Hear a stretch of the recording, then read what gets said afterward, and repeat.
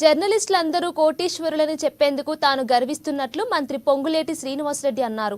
గతంలో సీఎంను జర్నలిస్టులు కలిసే పరిస్థితి లేదని, కానీ ప్రభుత్వంలో ఈ దుస్థితి లేదని చెప్పారు.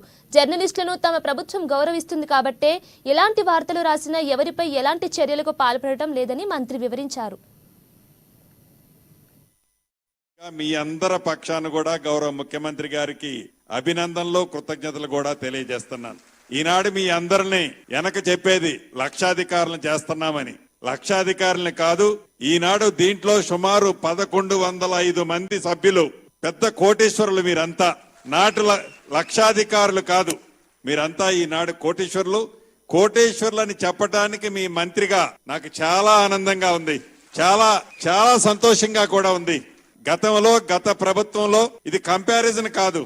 గత ప్రభుత్వంలో ముఖ్యమంత్రి గారిని కలవాలి అంటే నెలలు సంవత్సరాల తరబడి మీరందరూ ఎదురు చూసిన సందర్భాలు మర్చిపోలేదు. మీరు గుర్తుంది, నాకు గుర్తుంది. కాదు, ఏనాడు మీడియా మిత్రులు ఆ ప్రెస్ మీట్ పెట్టినప్పుడు వారికి అనుకూలమైన క్వశ్చన్లు వస్తే తప్ప ఏ మీడియా మిత్రులైనా ఆనాటి ముఖ్యమంత్రి గారిని ఇదేంటి సార్ అని అంటే కూర్చో కూర్చో కూర్చో, ఇంకా నేను చెప్పే లాంగ్వేజ్ తక్కువ, ఏదో ఉండే నీ పేపరు ఏంటది ఇట్లా స్టైల్గా అలా ఉండేది.